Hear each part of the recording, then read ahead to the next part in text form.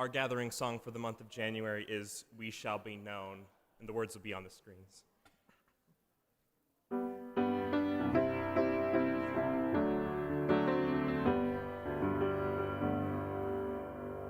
We shall be known by the company we keep, by the ones who circle round to tend these fires. We shall be known by the ones who sow and reap the seeds of change alive from deep within the earth. It is time now. It is time now that we thrive. It is time we lead ourselves into the way. It is time now, and what a time to be alive. In this great turning we shall learn to lead in love. In this great turning we shall learn to lead in love. We shall be known by the company we keep, by the ones who circle round to tend these fires. We shall be known by the ones who sow and reap the seeds of change alive from deep within the earth. It is time now. It is time now that we thrive. It is time we lead ourselves into the way. It is time now. What a time to be alive. In this great turning we shall learn to lead in love. In this great turning we shall learn to lead in love.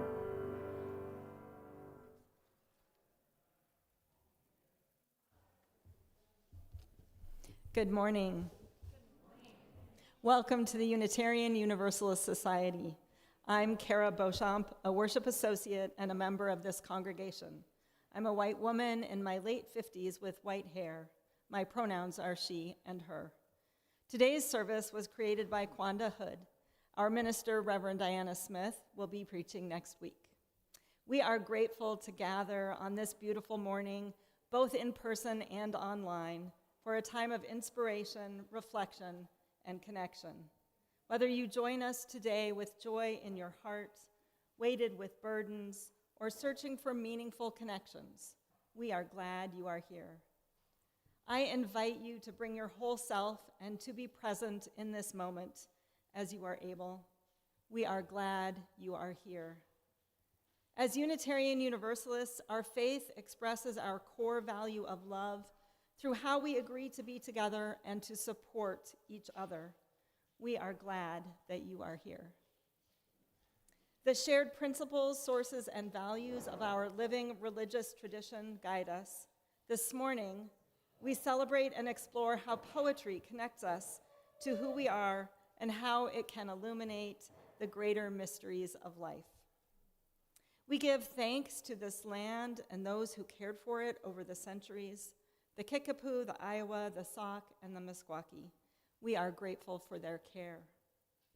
If doing something with your hands during worship services helps you, we invite you to visit the Soulworks table outside the sanctuary doors and pick up something to work with. If you're newer to our congregation, we invite you to learn more about us after the service. For those here in person, you can talk to a greeter in the atrium. For those online, there is a link to the visitor form in the YouTube notes that will let us connect with you.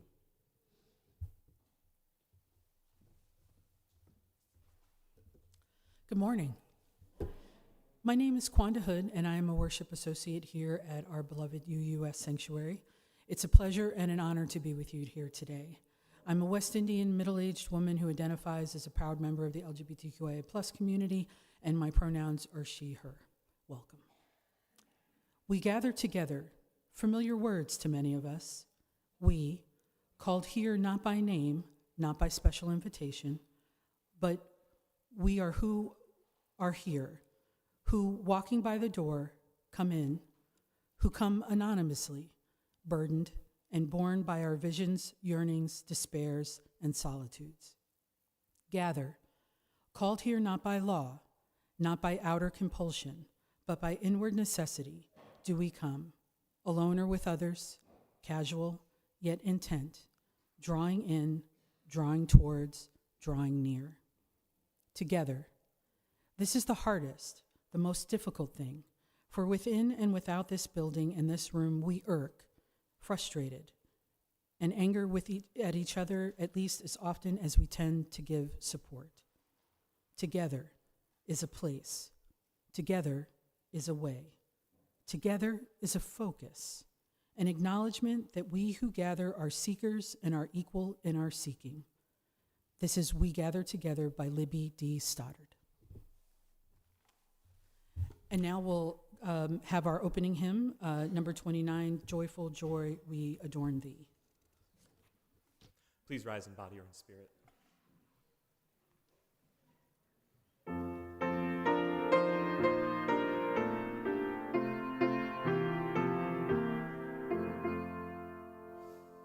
Joyful, joyful, we adore thee, God of glory, God of love. Hearts unfold like flowers before thee, hail thee as the sun above. Melt the clouds of sin and sadness, drive the pain of doubt away. Giver of immortal gladness, fill us with the joy of day. All thy works with joy surround the earth, and heaven reflect thy rays. Stars and planets sing around thee, center of unbroken praise. Field and forest, vale and mountain, blossoming meadow, flashing sea, chanting bird and flowing fountain, call us to rejoice in thee. Thou art giving and forgiving, ever blessing, ever blessed, wellspring of the joy of living, ocean depth of happy rest, ever singing, march we onward, victors in the midst of strife. Joyful music lifts us onward in the triumph song of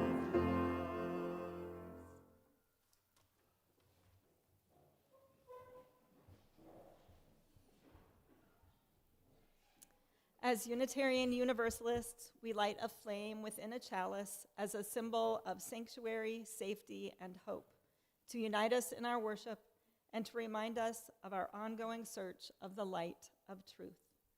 Please join me in saying our chalice lighting words as Chrissy lights our chalice.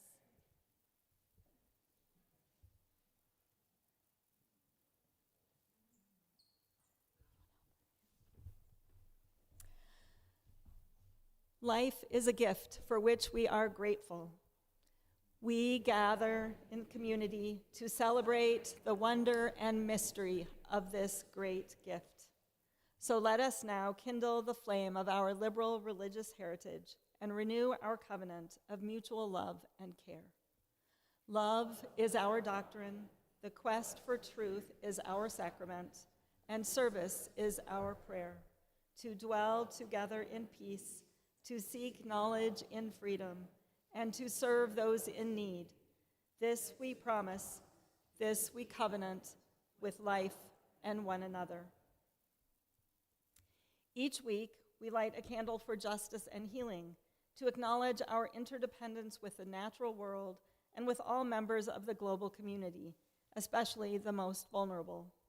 We light this candle so that we may not be numbed to injustice and trauma, but rather find strength, courage, and love as we work in solidarity with others for liberation, justice, and healing. Together, we create resilience and hope. Today, as we light this candle, we're particularly mindful of hope and dreams. In his iconic poem, Hold Fast to Dreams, Langston Hughes reminds us of the importance of dreams, the reasons to not ever let them go, and how words can be a metaphor. Hold fast to dreams, for if dreams die, life is a broken-winged bird that cannot fly. Hold fast to dreams, for when dreams go, life is a barren field frozen with snow. Can you imagine lassoing hope with a rope and holding it so tightly as a beautiful bird takes flight? For Black Harlem, Hughes' words echoed the pain of the past, evoking the darkness of what can happen when we do not dream, a critic wrote. Then Hughes flips the script. He invites us to dream, encouraging folks to hold on and dream, for hope pulls us from despair.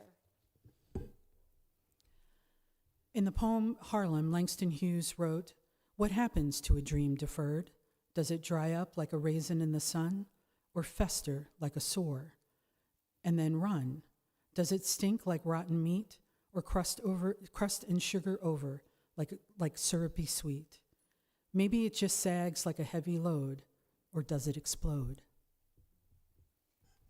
Hughes alludes to the fact that dreams cannot be shoved aside and can end in explosive change when they are. Think of how social unrest can change laws, rules, regimes. Hughes paints that picture by collectively connecting what we know and experience into imagery that we can relate to. It is why we see the unjust plight of others across the globe. As I light this candle, let's hold a time of silence to listen to our hearts and bodies, or perhaps to lift up prayers for those around the world struggling and holding on for brighter and better days.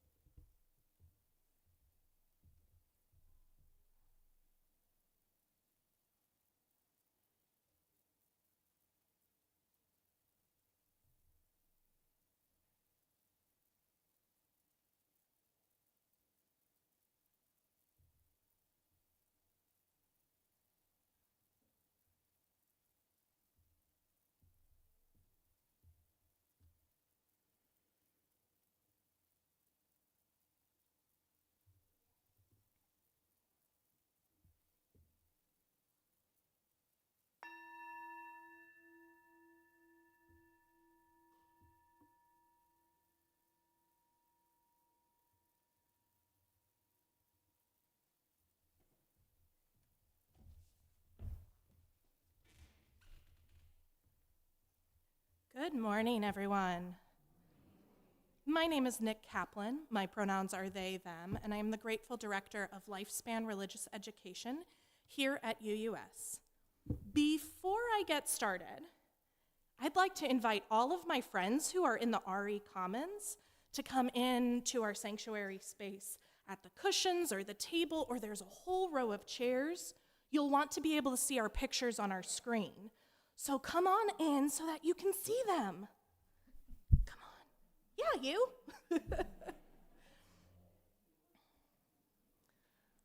The pictures are going to be very important, and I'll explain why in a moment. All right. Thanks, friends. All right.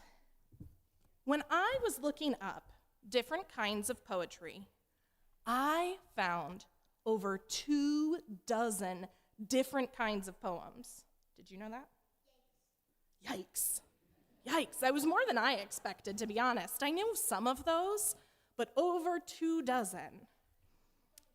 That's over 24. 24. Yeah. It is over that as well, yes. Often when I think about poetry, I think about how the writers use words to create pictures in my head. But did you know not everyone sees pictures in their head when words are read or spoken? Did you know that? Not everyone sees those pictures. They don't imagine what's happening as they're reading it because their brains work differently than mine do. And that surprised me. That's why I thought it was so cool when a friend of mine told me about a children's poetry book that is filled with these really beautiful pictures. I think poems are fun on their own. They can be thought-provoking, but these pictures are really pretty and interesting to look at. When we put the two of them together, hold on to that thought, we'll talk about it later. When you put the two of them together, they tell some really amazing stories. So today, we're going to look at the illustrations first. That's why I wanted my friends to come in there so they could see the pictures really well. And think, we're not going to talk about, but we'll think about what the poem could be about. And then we'll have an opportunity to look at the pictures while I read the poem. Okay? Can I have the first picture, please? Wonderful. So look at that picture.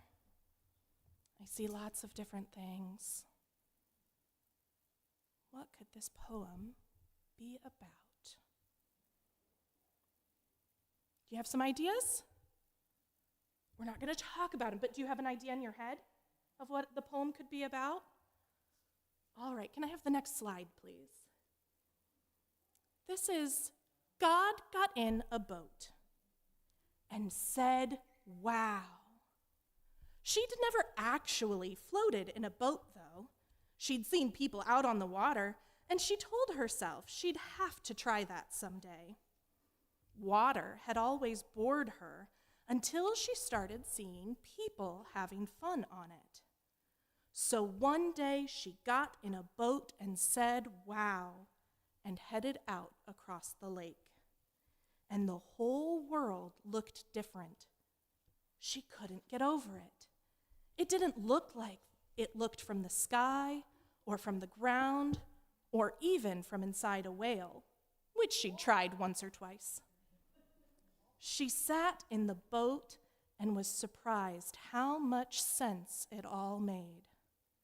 All the little houses and all the green trees and all the tidy cities and all the sky and all the land, it all made sense. She was surprised because really, she'd just been winging it.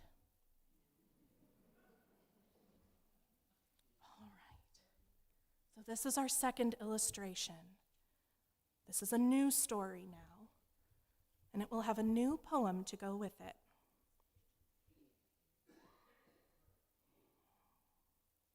Do we have some ideas about what this poem might be? I see some nods, some hesitant faces. Let's see what this one is. God found God. It was the weirdest thing. God got all religious on herself. She was looking for something to do, so she went into this church in Boston, one of those churches from the 1800s that likes to consider itself old. This always gives God a good laugh. And she was all by herself, and it was quiet like you wouldn't believe. And up to the sky went these beautiful rafters, and all around her were these beautiful stained glass windows, and everybody was praying.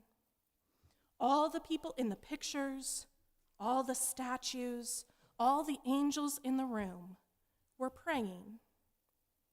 God knew better than to look at any of the crosses.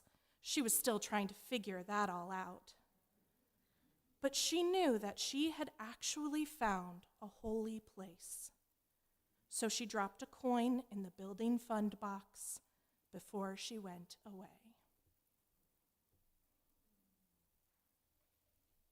All right, this is our third and last illustration. Lots of different colors than the others.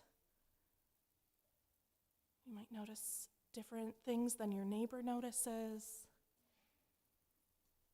Do you have an idea about what this story could be? Nope. We've got a nope. Does anyone else have some ideas? We're not talking about it. Keep your idea to yourself. You have one? Awesome. What is this story, AV? Wonderful AV team.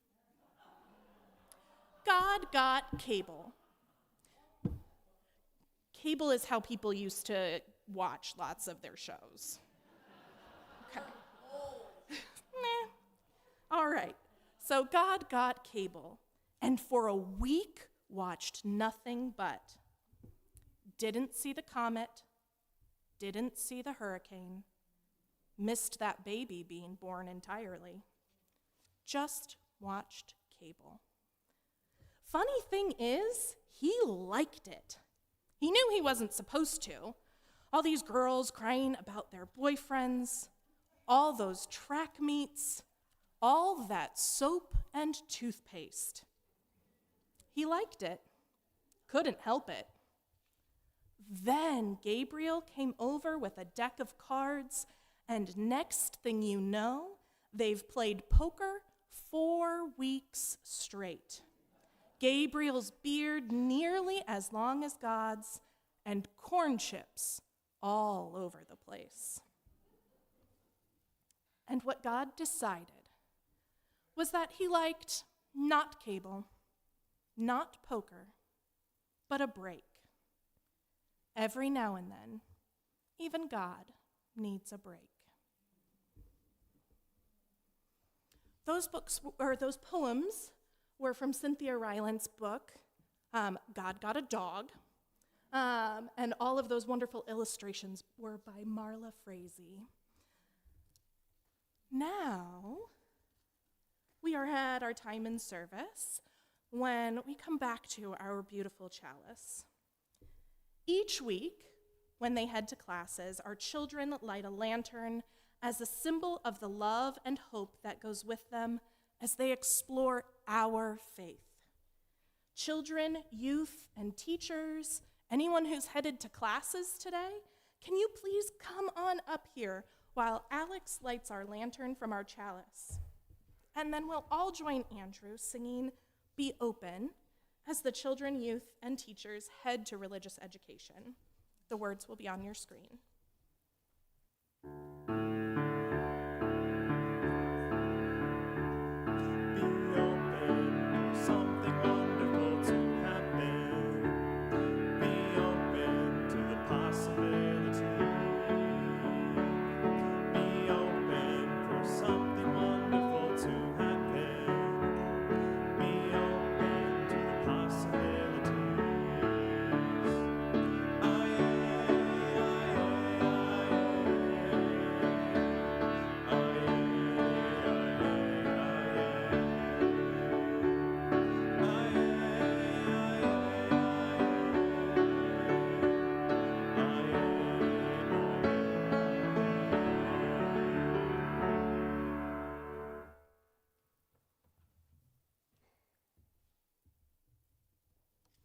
Our congregation is made of many people and many communities. We gather in many ways to learn, sing, laugh, share meals, try new things, and help repair our beautiful broken world. Together, we create a community that nurtures us as we seek to live love more fully and fiercely into this world.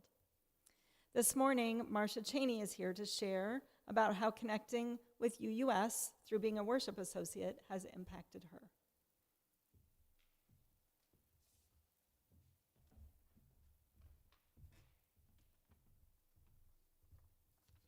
Good morning. Like she said, I'm Marcia. My pronouns are she and her. And I'm speaking up here today as a member of the Worship Associates team. And so the official definition says that we are a shared ministry in which the minister and associates support each other to offer rich, diverse, thoughtful, and inspired worship. Worship associates work in partnership with the minister to lead the congregation in worship and work with guest speakers in the minister's absence. There's a little more to it than that. And I won't lie, I joined the Worship Associates team because I was invited by people I just couldn't say no to. Thanks, John and Val.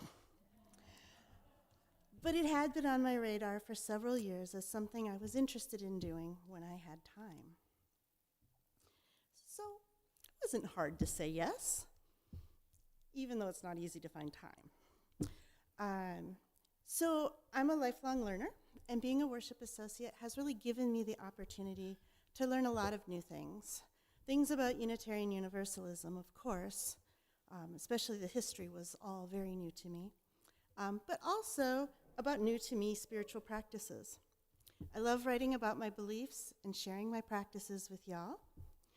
And I also love reading what others have written and having my worldview shifted by what other people say and do.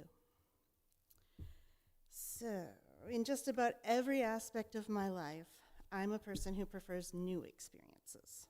I tend to believe that I don't want to do the same thing today that I did yesterday or last week or even last month. I want it to be new and different. But in my time as a worship associate, I've learned a lot about the flow of worship services and the value of repetition in our lives.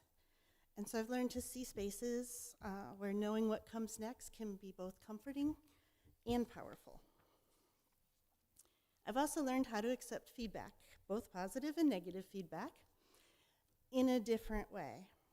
Probably not surprising to many here, there are a lot of differing opinions about any given part of the services we do. But I've learned to appreciate that feedback, even if it's complimentary in a way that I don't feel is warranted. I mean, I just read those words, I didn't write them, sometimes. And I've learned to not take it personally when I hear that something I said or did in service wasn't received in the way that I intended. On a more mundane level, I've also feel like I've grown as a public speaker, which serves me well in my professional life and as a ritual leader for our pagan group. I've always felt a strong call to serve, and being a worship associate allows me to serve the entire congregation in a way that some of my other activities don't. I feel like by sharing small parts of my personal beliefs and practices, I'm inspiring to others to open their eyes to a new way of experiencing spirituality. Thank you.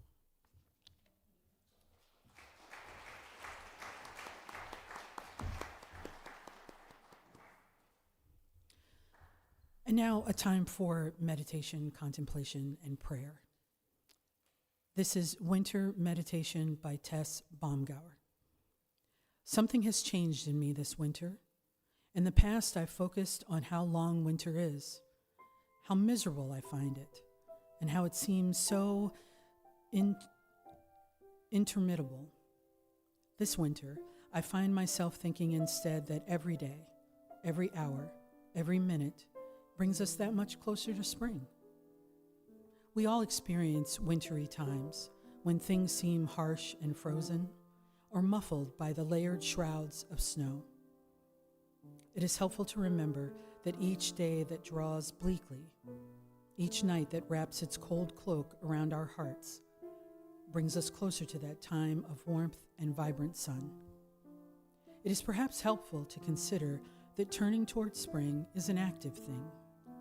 The earth, which seems so stable, in fact, flies quickly through space, on its path that tilts us ever towards the source. So, too, each memory we lay to rest, each truth in ourselves that we encounter and accept, each wrong act that we forgive, ushers us on towards our renewal.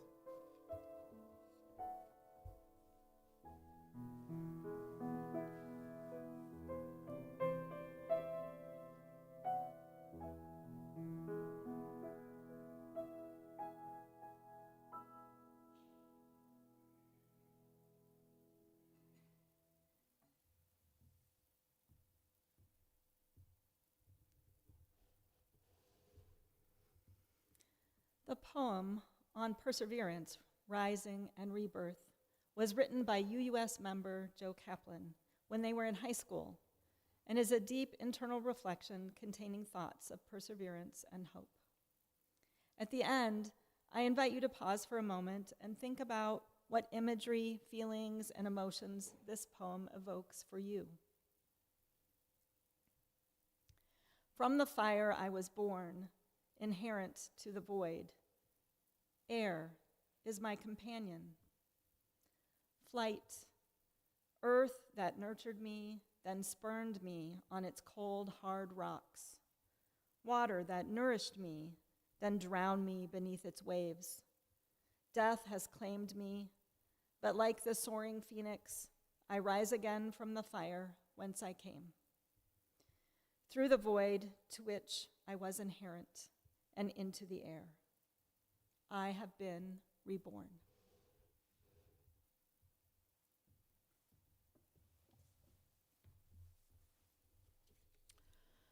I'd like to wish you all a happy Kwanzaa. Kwanzaa began December 26th to January 1st. I realize we're a little past that, but in an effort to expose us to different celebrations of the holiday season, we're going to share this with you after Kwanzaa has actually completed. A poem of unity. Here we are on distant shores, searching for loved ones lost, their pain and suffering, an ocean of love forgotten. But can't you see the sun shining, bringing energies of love and hope? Come, my people, unite together. Wake up, stand up, be love for all. The bells are ringing. It is time to answer the call of unity. Gather, my brothers and sisters. It's time to stand as one. Unite, unite. Now is the moment. Hold strong, for the journey has begun. I've attended Kwanzaa celebrations. I've never led one, so my pronunciations are a little off, but bear with me. Kwanzaa derived from the Swahili phrase Matunda ya Kwanzaa, meaning first fruits. It's a celebration of African heritage, community, and principles. Observed annually from December 26th to January 1st, Kwanzaa brings together an estimated 12.5 million Americans in reflection, renewal, and unity. The holiday's colors, which you can see illustrated here, red, black, and green, carry profound symbolism. Red represents the struggles and sacrifices of African Americans and Africans. Black embodies the strength and beauty of Black people and the earth. Green signifies hope and the promise of the future. These colors are rooted in the Pan-African flag, first proclaimed by Marcus Garvey, and are integral to Kwanzaa's decor, including the bandera, the Kwanzaa flag, and the candles arranged in the kinara. The kinara holds 7 candles, 1 black at the center, 3 red, and 3 green, lit daily to symbolize hope shining through struggle. The unity cup, central to Kwanzaa, represents unity, strength derived from togetherness, family, a gathering of loved ones, ancestors, honoring those who came before through libations, often called tembiko. During the Karamu Fest on January 1st, the cup is passed around as a pledge to unity and a reflection on the past year, symbolizing hope for the future. Mazo, or crops, are fruits and vegetables and nuts that signify the harvest, celebrating the abundance and shared prosperity. Foods like okra, yams, squash, and bananas are often featured in the feast. You see that here in the bowl. Mahindi, or corn, each ear of corn represents a child in the household, symbolizing the hope and promise of the next generation. There are 7 principles to Kwanzaa, Ngunzo Saba. Each day of Kwanzaa highlights a different principle, reflecting core values shared by many, including Unitarian Universalists, who emphasize equity, justice, and community. Kara's going to light our candles as we walk through those 7 principles. The first is unity, striving for harmony in family, community, nation, and race.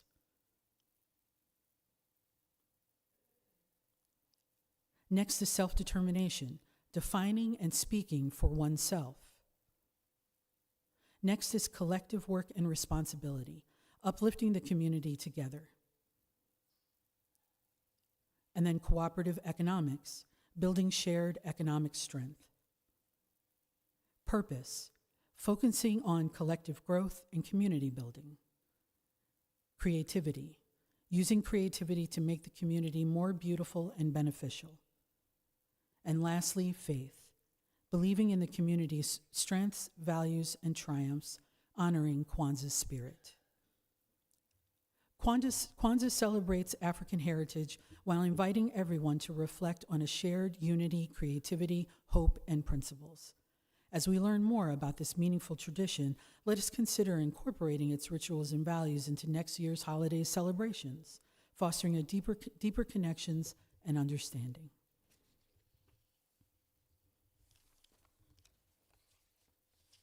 Now, I have a favor to ask that's going to come up in a little bit.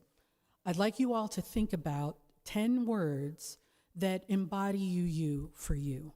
And when the time comes, I'm going to ask you to say those out loud, and I'm going to take 5 words from the folks here in person, and I'd love to get 5 words from the folks online. You can just drop that into the chat, and then we'll ask the AV folks what was entered into the chat, and we'll work that into creating our very own UU poem on the fly.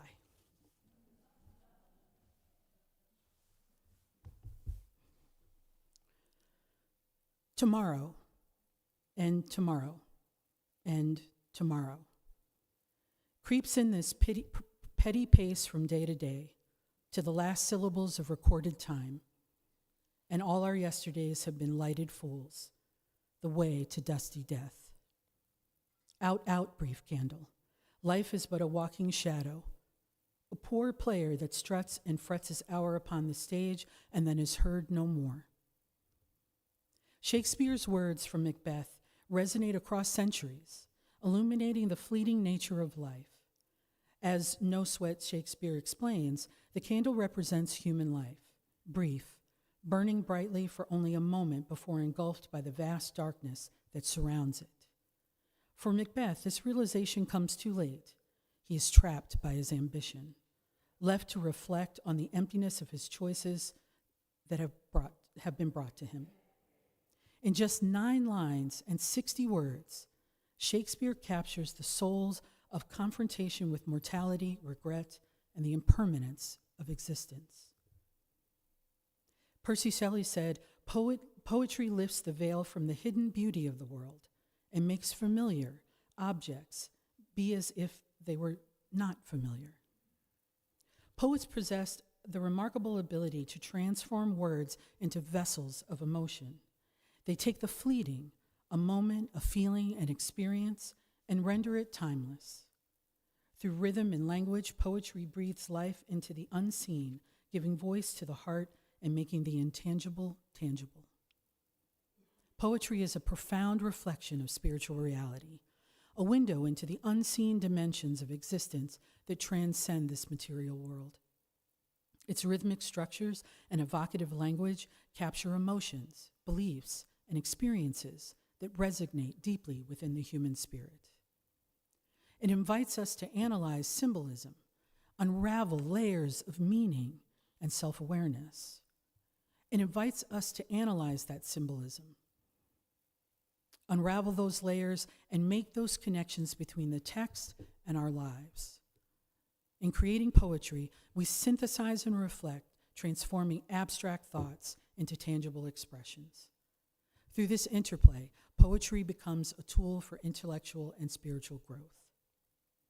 Today, we celebrate the transformative power of poetry. Together, we explore how it creates a sacred space to experience human emotions and connections. Poetry lifts us with joy, deepens our empathy through sorrow, and propels us forward with hope. It reflects anger as a call to justice, love as a source of healing, and peace as a universal aspiration. It nurtures the bonds of friendship and unity, rooting us in its rhythms of the earth and guiding us towards purpose. Like Unitarian Universalism, poetry thrives on the interplay between diversity and unity. Both draw strength from shared human experiences while celebrating individual expression. Both offer spaces for questioning, reflection, and meaning-making, transcending boundaries to connect us with the sacred. Just as Unitarian Universalism values every person's inherent worth and dignity, poetry finds beauty and significance in every voice, weaving the threads of existence into a larger tapestry. Both paths encourage deep listening to the world and within us, fostering compassion, justice, and a profound sense of connection. Through poetry, as with Unitarian Universalism, we were reminded of the power of words and ideas to inspire change, nurture community, and illuminate the profound truths of our shared humanity. Let us now write a poem together. When I ask, please shout out a word, and we'll take the first 10 we hear, as I mentioned, 5 here in the sanctuary, and we'll take 5 online, and I'll plug them into something I'm going to call the Magical Mystery Poetry Maker. And then I'm going to read the poem that we create. This act reminds us that poetry lives within us all, ready to emerge when given the space and encouragement. All right. So, can I get 5 words from folks in the audience?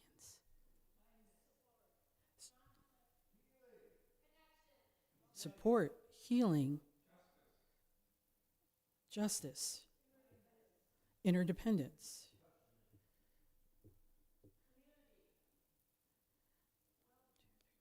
Community, okay. And I apologize if I missed you. And then, do we get 5 online? Okay.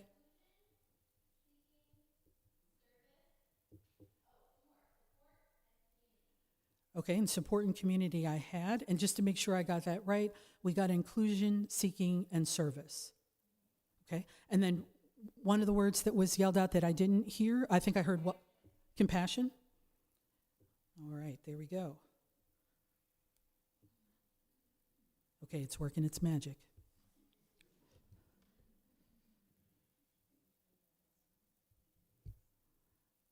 Okay, I think you're going to be a little impressed. It's not too bad. The title was given Interwoven Light. In the web of being, we find our thread, support flowing gently where healing is led. Justice awakens in each quiet heart, a call to restore what was torn apart. Interdependence of all that we are, no soul too distant, no light too far. Community gathers, a circle, a flame, each voice a beacon, no two the same. Inclusion sings as a hymn of grace, seeking the sacred in every face. Service the rhythm, compassion the art, binding the world with an open heart. Together we weave, together we mend, a tapestry endless, with love at its end. Not too bad, huh? Agreed. Thank you, everybody. As you leave today, I invite you to think of 5 words that hold significance for you. These words can evoke something funny, something sad, joyful, or even angry. Write them down, perhaps putting on a piece of junk mail we all seem to never be able to stop getting. Use them to create a few short lines of poetry, letting them connect in a meaningful way for you. Leave it for a time, walk away, then come back. Read it and feel how it maybe has evolved for you and make changes. In this simple exercise, you'll discover the poet within you. May the beginning of this year be filled with love and light. May we live and love with intention, finding strength and vigilance in the face of life's challenges. I leave you with this poem from Ella Wheeler Wilcox's poem, The Year. May the beginning of this new year be filled with love. What can be said in New Year's rhymes that has not been said 1,000 times? The new years come, the old years go. We know we dream we know.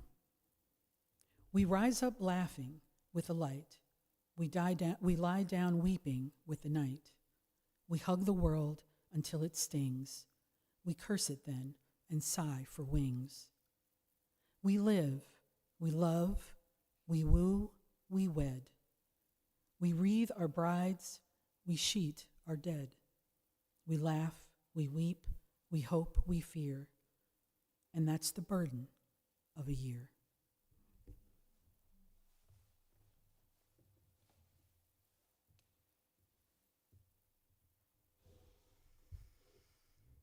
How we give, what we do with our lives, our time, and our resources is a reflection of our values. In response to the abundance we are blessed with, every week this congregation donates generously to organizations in the community whose work aligns with our values and principles. Our community partner agency this month is the South District Neighborhood Association of Iowa City. This nonprofit organization sponsors the Diversity Market, among other community events. The market, held in the Pepperwood Plaza during the summer months, empowers minority entrepreneurs, including women, youth, and those in the Black, Indigenous, Latino, Asian, LGBTQ, refugee, immigrant, and returning citizen communities. In the sanctuary, the ushers will collect the offering. All cash contributions go directly to our community partner agency. You can follow the instructions on the screen to give online. If you're writing a check, please use the memo line to designate the purpose. In addition to assisting our community partner, you may contribute toward your pledge or make a gift to support our operating expenses. The offering is a sign of commitment to this free congregation, which is completely supported by the generosity of all who join with us. As we give and receive the offering, may we be transformed by our giving, and may the world be transformed by our gifts.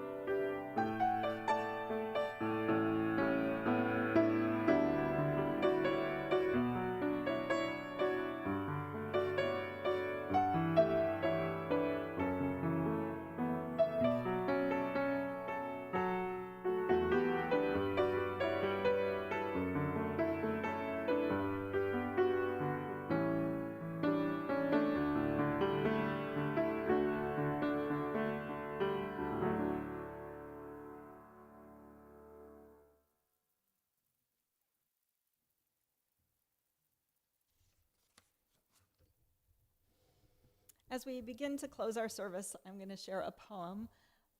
Kwanda asked me to pick a poem that I'd like to share with you, and so I chose First Snow by Mary Oliver.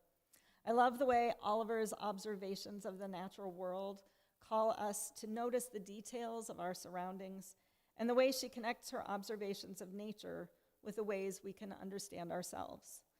As I read First Snow, I invite you to think back to our recent snowfall and explore the details that you can recall. The snow began here this morning and all day continued, its white rhetoric everywhere, calling us back to why, how, whence such beauty, and what the meaning. Such an oracular fever, flowing past windows, an energy it seemed would never ebb, never settle less than lovely. And only now, deep into night, it has finally ended. The silence is immense, and the heavens still hold a million candles. Nowhere the familiar things, stars, the moon, the darkness we expect and nightly turn from. Trees glitter like castles of ribbons. The broad fields smolder with light. A passing creek bed lies heaped with shining hills. And though the questions that have assailed us all day remain, not a single answer has been found. Walking out now into the silence and the light under the trees and through the fields feels like one. Today, before we head out into what is left of our recent snowfall, we hope you'll join us in the fellowship hall for refreshments, conversation, and community. Today is a lunch and learn, and so there is lunch food that has been prepared by members of the congregation. And the learn is creating vision boards with our Director of Religious Education, Nick Kaplan. If you are new to UUS, we hope that you'll join us, grab some food, and sit down at any table so that folks can get to know you.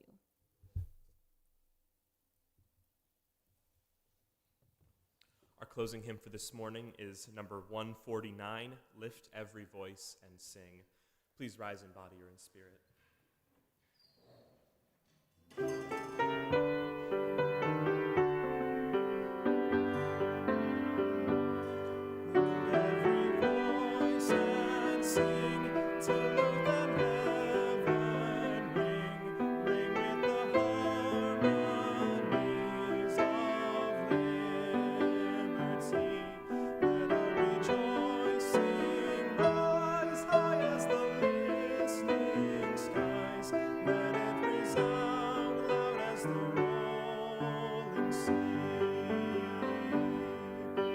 Sing a song full of the faith that the dark past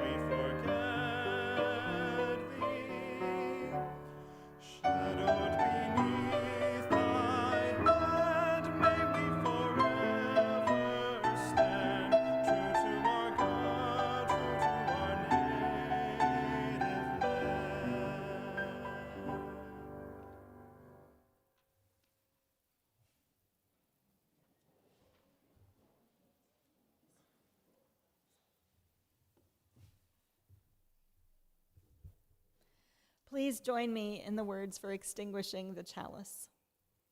We extinguish this flame, but not the light of truth, the warmth of community, or the fire of commitment.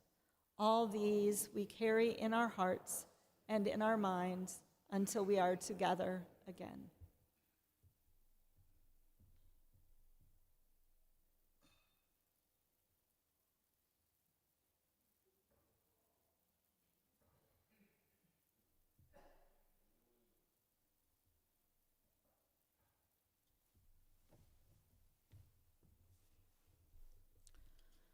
I hope what was shared today inspired you to think about words and the power of words in a different way.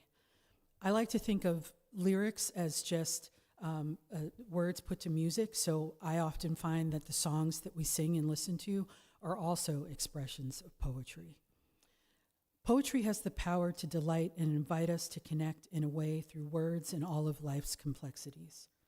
Poems are expressions of hope, sadness, humor, love. The list goes on. It bears repeating. Poetry allows an artist to paint with words, packing so much in an arrangement of words that evoke who we are and the connection to the universe around us.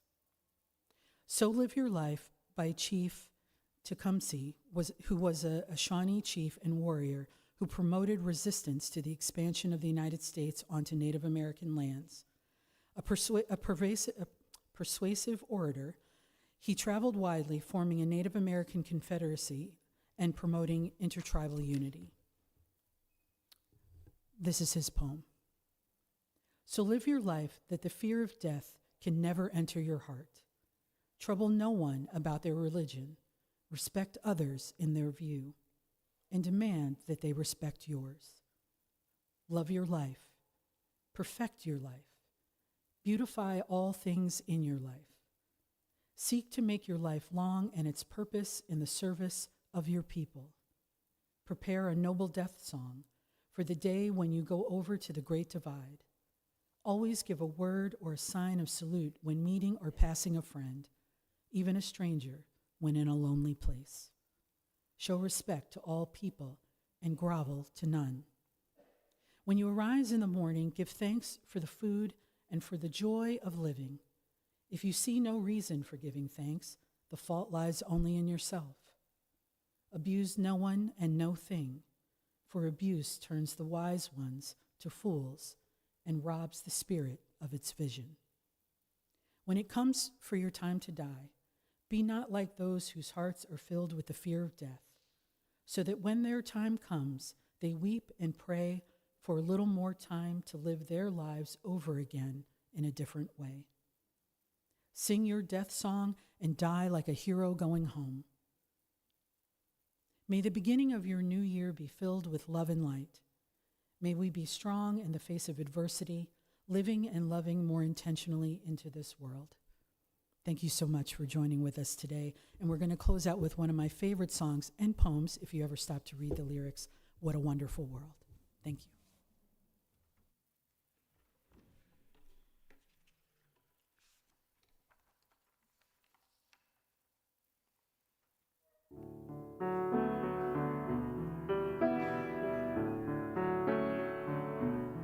I see trees of green, red roses too. I see them bloom for me and you, and I think to myself, what a wonderful world.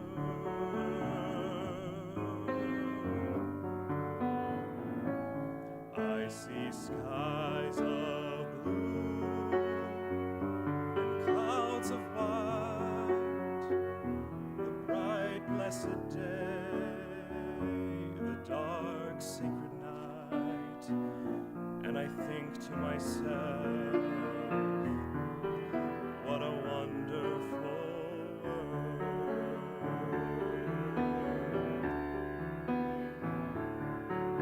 The colors of the rainbow, so pretty in the sky, are also on the faces of people going by.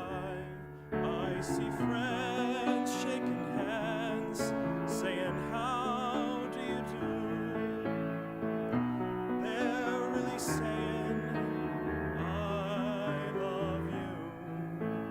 I hear babies cry, I watch them grow.